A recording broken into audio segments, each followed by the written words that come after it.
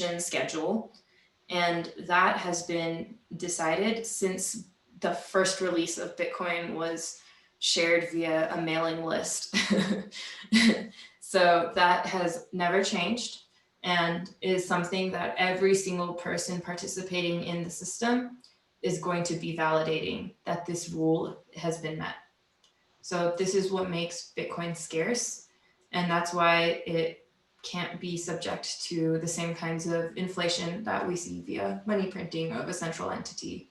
Or that's why having this monetary policy be an explicit rule allows participants to know what they're signing up for and for it to not just like change out under them. Yeah, it's like the consent to the denominator and like how much your money is worth. Yeah, totally. And next question is, can you explain your thoughts on comparing proof of stake versus proof of work? I don't think I can answer this question very well.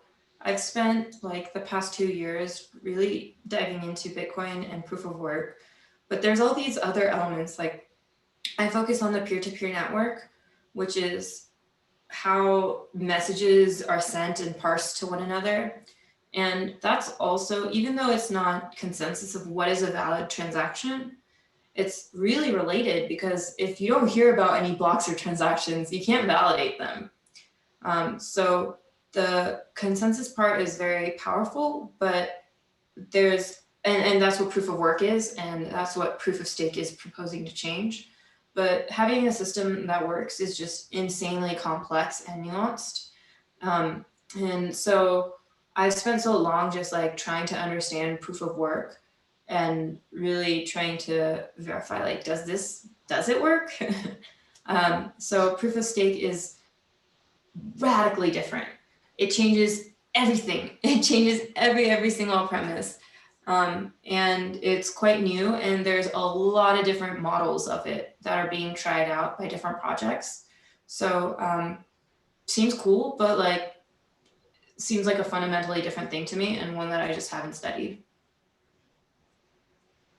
So yeah. Makes sense. And next question is about volatility. So how can Bitcoin become a currency if it's so volatile? Yeah, I don't know. I think that probably as more people participate in the system, it will become much less volatile. And I think that's something that we have to observe and see more so than I can sit here and answer myself. Yeah, good answer. And so what happens next? We want your prediction of like the future here. Yeah, no clue, man. It'll probably get bigger, which probably means less volatile because things get less volatile as they get bigger in financial markets, usually. Let's see, what else is here? Manasi, do you see any more? Oh, what will happen after all the Bitcoin is mined? Yeah, so that's another area of study and research and discussion. Essentially, right now, mining Bitcoins creates new ones. Once all the Bitcoins are in the system, we're relying on transaction fees because any transaction fees goes straight to the miner, unless they just leave it there. But yeah, it goes straight to the miner. And so then once there are now new Bitcoin being mined, the incentives are based on transaction fees. And we don't know what will happen then, but hopefully it'll still be fine. Yeah, we have some time. Yeah. We have like several decades. Yeah. Cool. I think that's all the questions I see. It's a little hard because it keeps like changing by itself where it is. I can ask a question till you go through the chat. Amiti, for people in the audience who are, potentially new to the space, but I guess looking to learn more and get involved, you did share some resources, but it'd be great to hear your kind of story briefly, how you kind of decided to work as a core contributor, and you're probably, you can talk about chain code and how that contributed to your journey to being a Bitcoin core developer. Sure. Yeah. I mean, essentially, once I learned about Bitcoin and blockchain and trust models and all this, I really just got very, very curious. And for a long time, I was just trying to get closer. I was just trying to understand more. Like, it's like, oh, don't trust. And I wanted to know really how would a system work without trust, or what does that mean, or what are the edge cases, or when does it fall apart? And so I kept just trying to get closer, and I went through ups and downs of times where I was really excited and reading all sorts of stuff. Like initially I read all these white papers, I think it was in 2017. And oh my God, a lot of them were total garbage. But I was looking for ways to get closer, and one concrete step was landing a role at Coinbase on the crypto team. And that exposed me to lots of people who were also curious about crypto, who were working on, I got to work directly on something related. But I realized that I wasn't satisfied. I still felt like I was on the outside, and I wanted to get closer because we were integrating with these blockchains, but I wanted to think about them at a deeper level. And so I was looking for kind of, was curious about protocol development or different projects that were experimenting with new models. And I mostly just like threw myself at every opportunity possible, and to conferences and meetups, and like tried to learn things online and read books, and did as much as I could. And eventually I met a Bitcoin Core contributor who he was like, oh, you want to contribute to Bitcoin? Yeah, go ahead. And it was such a radical idea. I was like, I mean, yeah, of course I want to, but like, I can't do that. He was like, sure you can. Like, just go do this. And he gave me a couple of steps of, install, clone the repo, and run tests. Like, okay, I can do that. And after first couple of things like that, I mean, and it would be hard. Like every single thing was really, really new to me. I didn't even know what it meant to compile, because I had been working in dynamic programming languages. So I had to learn about some really fundamentals, but I kept doing it, and it was very exciting because I felt like in disbelief that I was able to contribute anything of value to such a impactful project. And I kept going, and then eventually I got accepted into the chain code residency in 2019 summer. And that was really awesome in terms of kind of bootstrapping my career as a full-time Bitcoin Core contributor. It's a program that is meant to help onboard contributors, and I was able to take advantage of it, meet people, work on a project, and get sponsored to work on Bitcoin full-time after that. And so I'm still in disbelief that I get to do this. It's so much fun.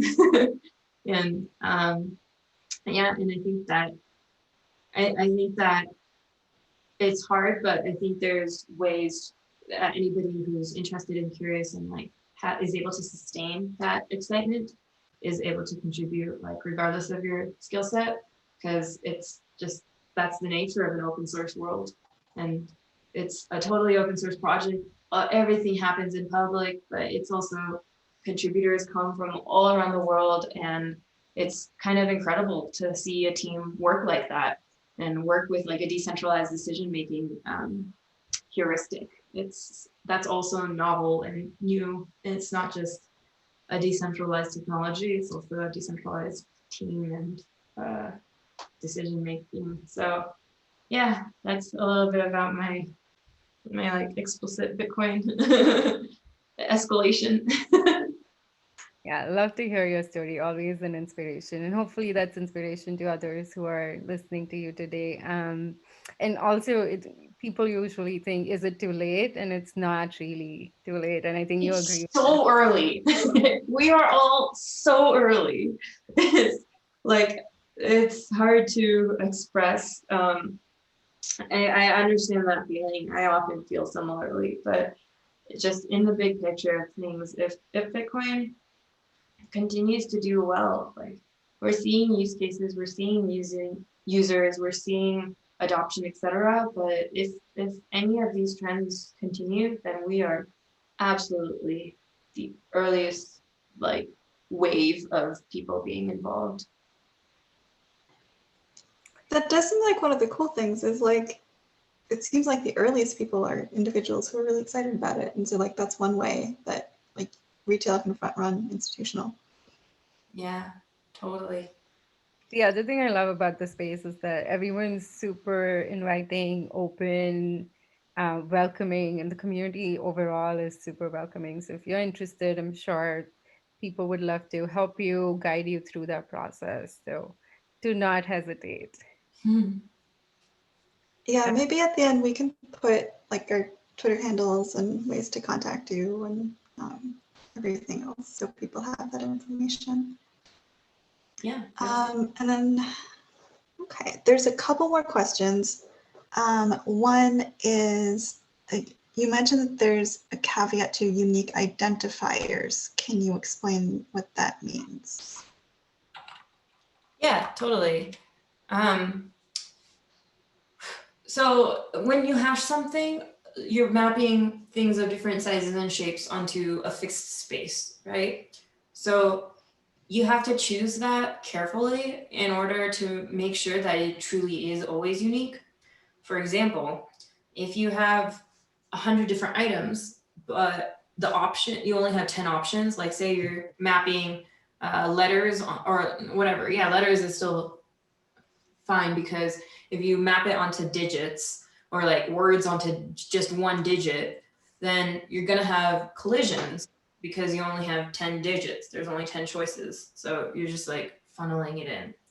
So as long as you have to make sure to choose both your hash function properly to make sure it distributes like evenly, cryptographic randomness. But then you also have to make sure that the thing you're mapping onto is big enough to handle all of that. So the SHA-256 maps onto that string of digits and letters. And so the possibility space is so big. It's like really hard for me to remember that number. It's like pretty much the number of molecules in the universe or something ridiculous like that. So it's this huge space of possibility. So the likelihood of getting two things that clash and map onto the same one is extremely, extremely, extremely low. Possible, but very improbable. But if you chose like a really bad hash function where that mapped absolutely everything onto 10 spaces, then, you know, run something 100 times and you're gonna get some that come out to the same thing. Does that make sense? Yeah, that made sense to me. I think that was pretty clear. Cool. Oh, and made sense to someone in the audience too, Christine. Super. Thanks. And our next question is about like funding models for core contributors. So like, do you receive any benefits as a core contributor, like health insurance or other typical job benefits, or like, is that where sponsors come in? Can you just like give us the landscape of like, how do people get money to work on this? Sure. Yeah, it's a totally decentralized funding model. So there are like dozens at this point of organizations, let alone like individual sponsors, but there's a lot of different organizations that have different models and people that they sponsor.